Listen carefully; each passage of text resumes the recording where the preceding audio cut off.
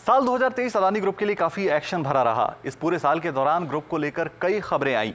हम एक एक करके पूरी टाइमलाइन को देखेंगे कि कब कब क्या खबर आई और उस पर स्टॉक ने कैसे रिएक्ट किया। सबसे पहले 9 जनवरी 2023 जब अदानी ग्रुप का मार्केट कैप अपने हाईएस्ट लेवल पे था, यानी 19,41,000 करोड़ रुपए का मार्केट कैप था अदानी ग्रुप का 9 जनवरी 2023 को।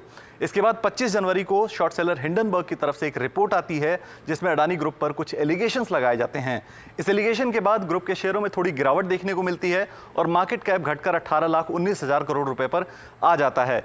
25 जनवरी को ही ग्रुप की तरफ से ये कहा गया कि हमारे एफपीओ यानी हमारे फॉलो ऑन पब्लिक ऑफर को नुकसान पहुंचाने के लिए ये रिपोर्ट पब्लिश की गई है।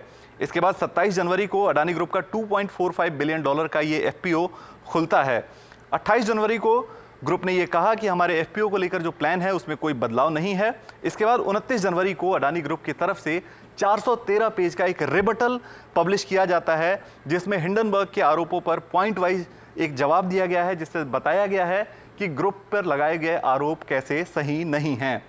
इसके बाद 31 जनवरी को जो ये एफपीओ है, जो देश का सबसे बड़ा एफपीओ है, वो फुली सब्सक्राइब हो जाता है, यानी पूरी तरह भर जाता है 31 जनवरी 2023 को।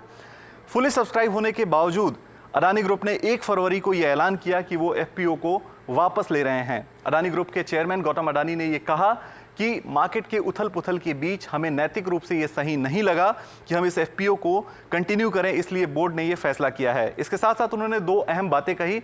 उन्होंने ये कहा कि इसका कोई असर हमारे ऑपरेशंस पर नहीं पड़ेगा और साथ में उन्होंने ये भी कहा कि हमारे बिजनेस प्लान फुली फंडेड हैं। इसके बाद 2 मार्च को एक बड़ी डेवलपमेंट होती है जब जीक्यूजी पार्टनर अदानी ग्रुप के अंदर $1.87 बिलियन का निवेश करता है और इसके बदले 8.2 मिलियन शेयर्स वो खरीदते हैं।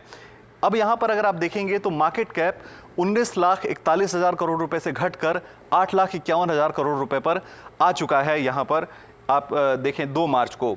इसके बाद 2 मार्च को एक और डेवलपमेंट होती है जब सुप्रीम कोर्ट एक एक्सपर्ट कमेटी का पैनल गठित करता है और कहता है कि आप हिंडनबर्ग के आरोपों की जांच करें। इसके साथ साथ वो सेबी से भी कहता है कि आप अपने जो आपकी जांच चल रही है उसके आउटकम को हमें बताएं। इसके बाद 27 मार्च को सुप्रीम कोर्ट में एक और डेवलपमेंट होती है जब वो डीआरआई की तरफ से जो पिटीशंस फाइल होती हैं अदानी ग्रुप के सब्सिडरीज पर, उसे सुप्रीम कोर्ट डिसमिस करती है। 29 अप्रैल को सेबी सुप्रीम कोर्ट पहुंचती है और ये कहती है कि हमें जांच के लिए थोड़ा और समय चाहिए। 2 मई को इसका विरोध पिटिशनर्स की तरफ से किया जाता है कि सेबी को जांच के लिए और समय नहीं दिया जाना चाहिए। इसके बाद मई के महीने में तीसरे हफ्ते में सुप्रीम कोर्ट के पैनल ने अपनी रिपोर्ट को फाइल किया और ये कहा कि हमें कोई ठोस सबूत हिंडनबर्ग के आरोपों में नहीं मिले। हमने जो जांच की उसमें हमें ठोस सबूत नहीं मिले। इसके साथ साथ उन्होंने 2 बातें कही। उन्होंने ये कहा कि अदानी ग्रुप ने इन्वेस्टर्स का कॉन्फिडेंस रीस्टोर करने के लिए कई अहम कदम उठाए। साथ साथ उन्होंने ये भी कहा कि फॉरेन एंटिटीज ने इस बीच में शॉर्ट सेलिंग करके काफ़ी पैसे कमाए हैं। 14 अगस्त को सेबी वापस सुप्रीम कोर्ट पहुंचती है और ये कहती है कि हमें जांच के लिए थोड़ा और समय चाहिए क्योंकि हमें विदेशों से भी जानकारी जांच के लिए मंगानी पड़ रही है और उसमें समय लग रहा है।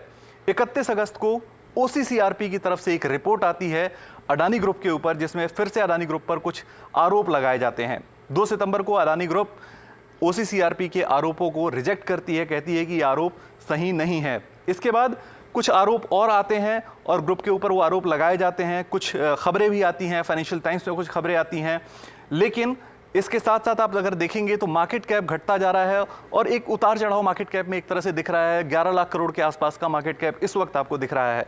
फिर 24 नवंबर का दिन आता है और सुप्रीम कोर्ट दोनों पक्षों की सुनवाई के बाद अपने फैसले को रिजर्व रखती है। इसके साथ साथ सुप्रीम कोर्ट ने अपना रुख भी इस दिन साफ कर दिया और यहां से ग्रुप के शेयरों में एक बार फिर से तेजी देखने को मिलती है और मार्केट कैप धीरे धीरे बढ़ता है।